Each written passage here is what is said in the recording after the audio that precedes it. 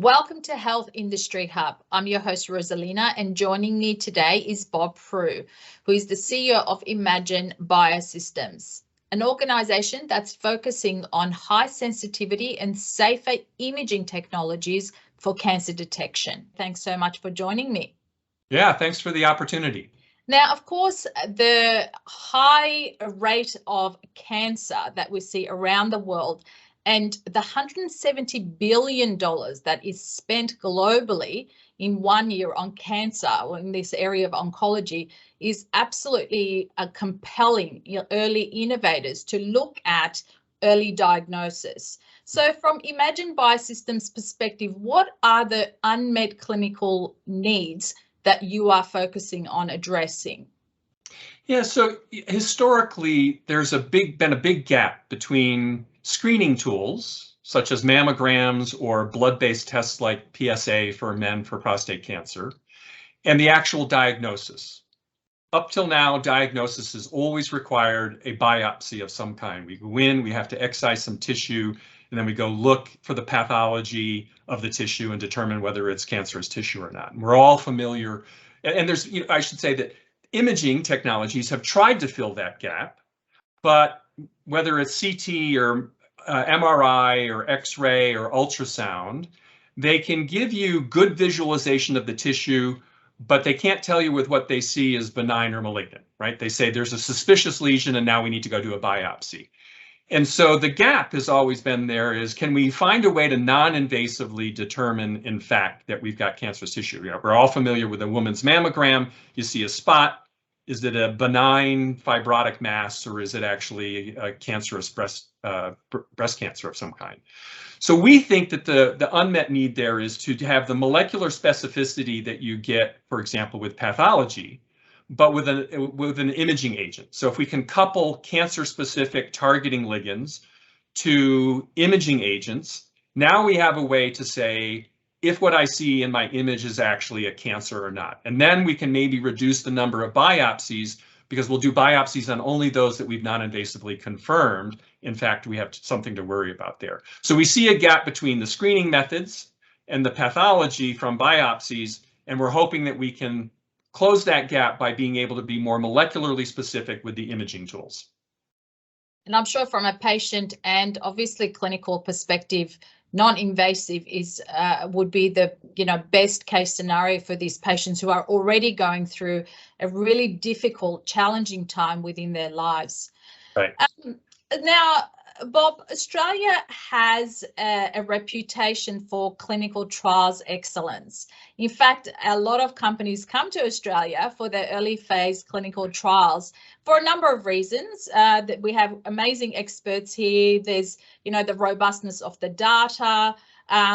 Regulatory and ethics approvals are done in a succinct manner, and of course there's the R&D tax incentive. So for Imagion Biosystems, what were the key drivers for coming to Australia for your early phase trial?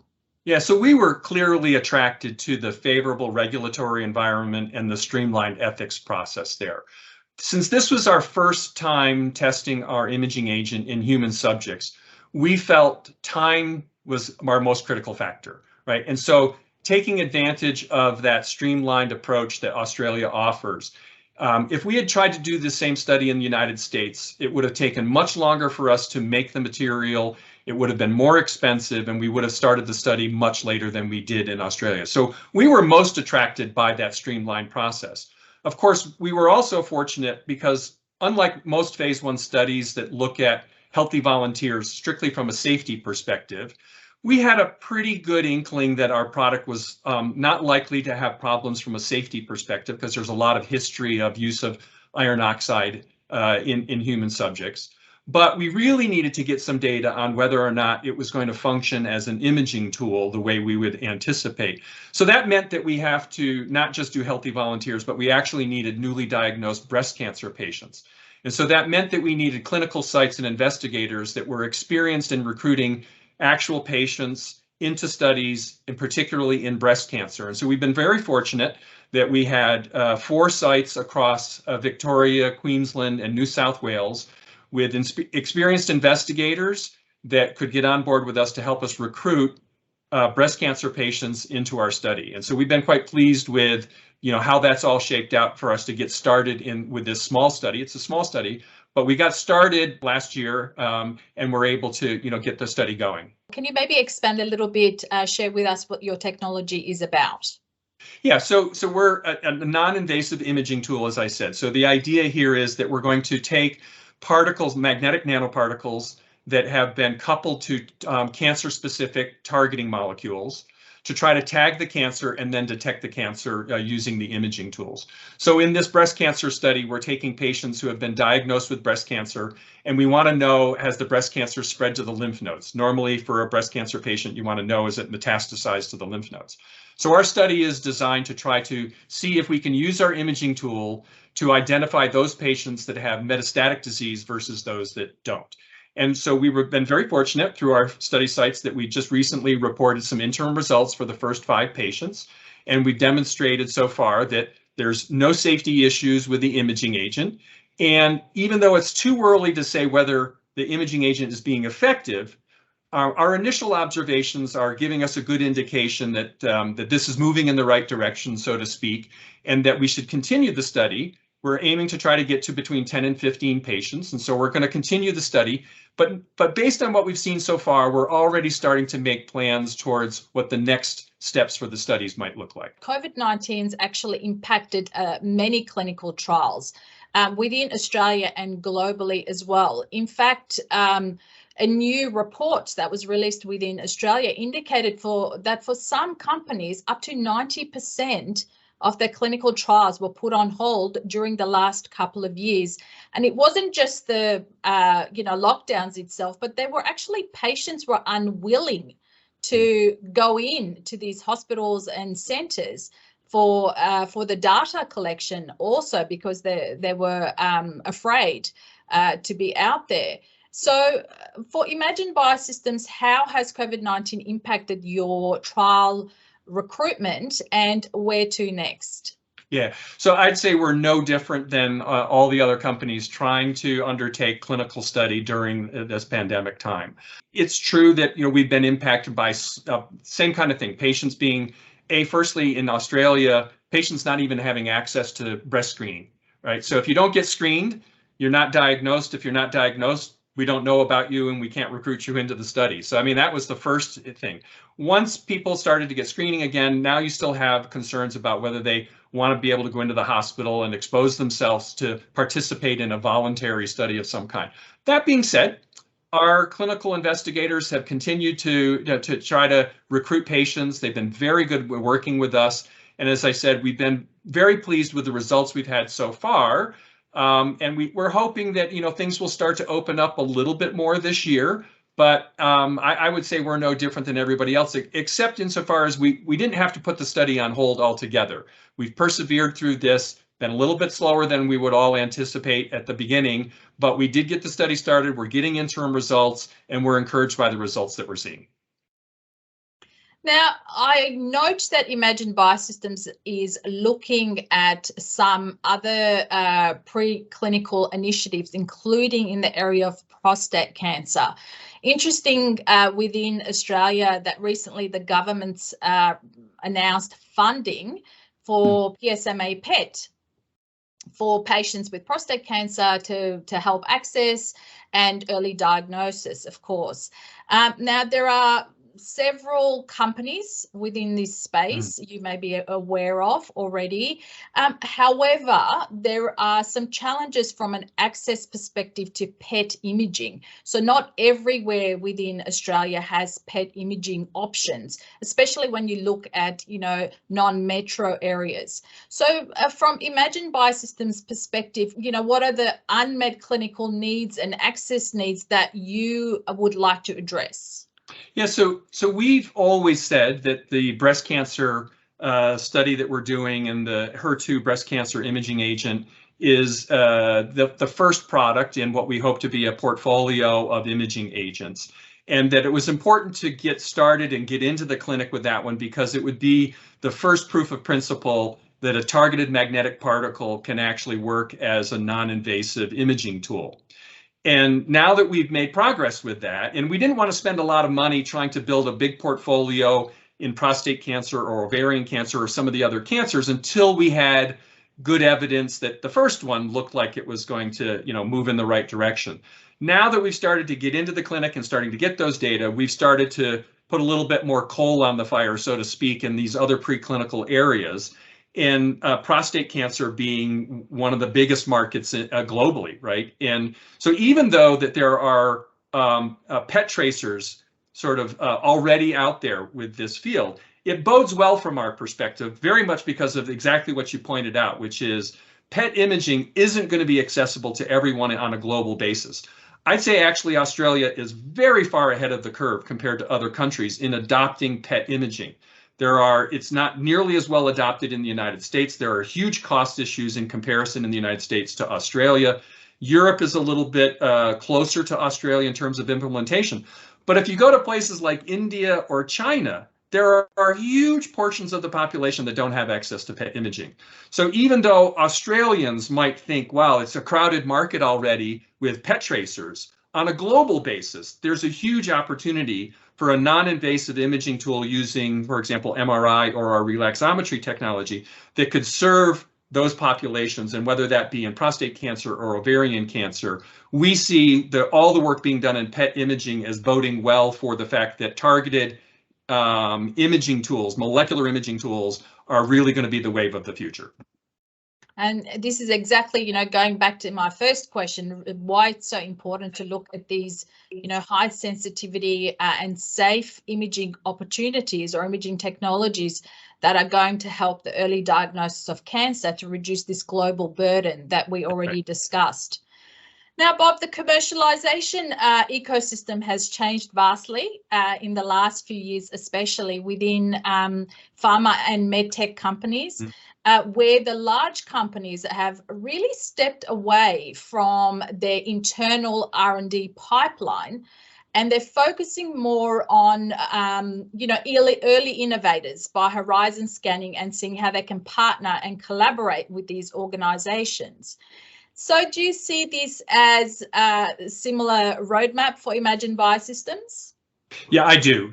We said that from the very beginning, that two things. One is, with this kind of technology, I think it would be challenging for a small company like us to think that we're going to be able to commercialize this on a global basis. We're going to need partners to do that. But I agree with you also that, we've seen historically over the last probably 30 to 40 years that the pharma industry in particular goes through waves where they do a lot of their own innovation, and then they decide, no, we can't be as innovative as the smaller companies, and so we're going to do growth by acquisition, portfolio growth by acquisition.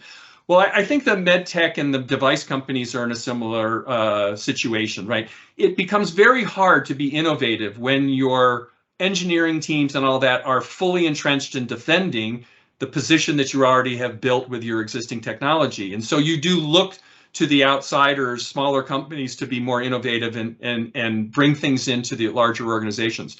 So we think that that's the most likely case for us, not necessarily an exit by acquisition, but a partnership where a larger company that's in the space of medical imaging would look at our technology and say, hey, that does something that we don't have internally in our portfolio, and we'd like to be the commercial partners for that. So we think that's the likely thing. What's held us up until now, let's say, is the early stage. So pharma companies don't usually license in preclinical assets. They wait until it's gone through phase 1 or phase 2, at least minimally, right? They want to know it's got a chance to work. And we felt the same thing would be for us. So this is why getting into the clinic with that first product was so important, because if we wanted to go knock on the door of a strategic partner, the first question is going to be have you tested this in human subjects yet? Well, now we can say the answer to that is yes, we've got data, and here's what it looks like. And so now that starts to open up the opportunity for us to have conversations with folks that we might want to help us commercialize the technology.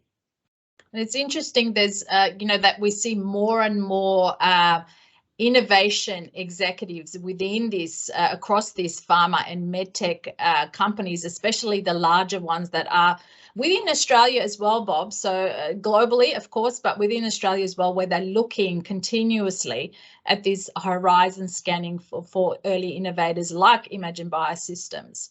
Yeah, as you said, that most of these companies, they have somebody on their senior managerial team whose job is to just see what's going on out there and be on the lookout for new things that could be complementary to their businesses. It takes several years for treatments and medical technologies to go through this journey of clinical trials to commercialization.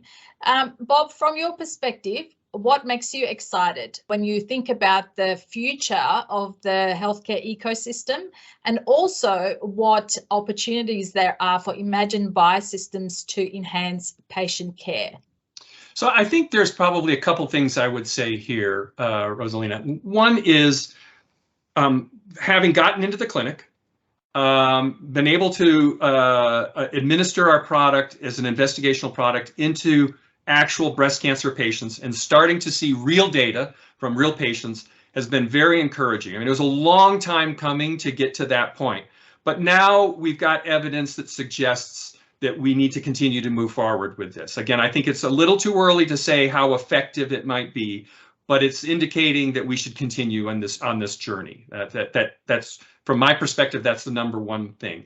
Secondly, I look at things like what you suggested earlier about the advances with PET imaging as also being a positive for us. The markets for imaging, molecular imaging, are huge, and so sharing a piece of that is still going to allow us to be successful in that. And having other companies who are already demonstrating that targeted imaging, whether it be by a PET tracer or in our case by a magnetic particle, suggests that in fact the commercial adoption, the clinical adoption is going to be on its way. So if by the time we bring our product to market, there are PET tracers that are already now being reimbursed, it also bodes well for us because we want to be able to demonstrate that we're adding value into the system. And so for every one of these tools, let's say that gets commercialized and gets developed, it starts to lay the foundation generally that we're moving away from